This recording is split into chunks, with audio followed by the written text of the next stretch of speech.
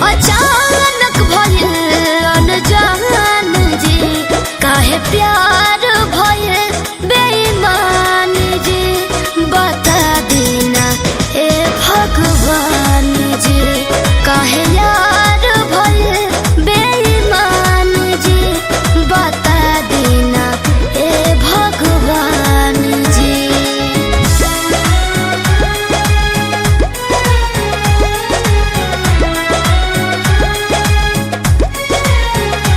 Music by Arya Sharma.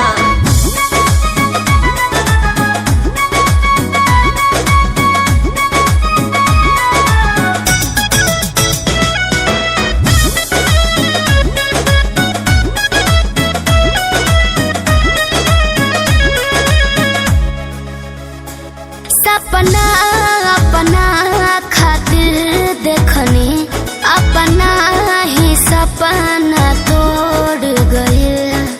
कोशिश कर रही हूँ उनके बगैर जीने की, कोशिश कर रही हूँ उनके बगैर जीने की। अगर जिंदा रही तो इतिहास बन जाऊंगी, मर गई तो लाश।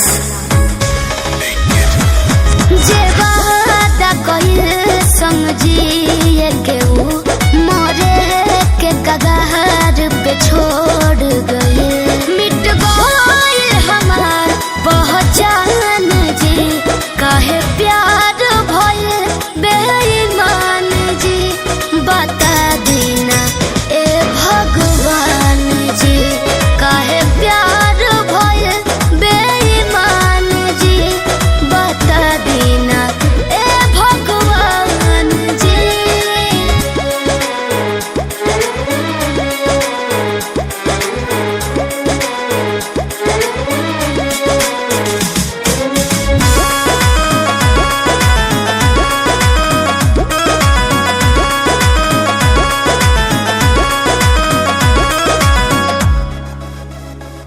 दिल माने नाही मनोलोक, मन से मन मीत जुदा भइले।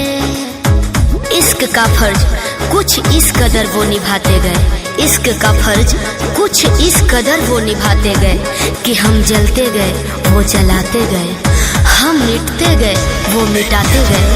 काहे थमता सांस शिल्पी के, गलती हमरा से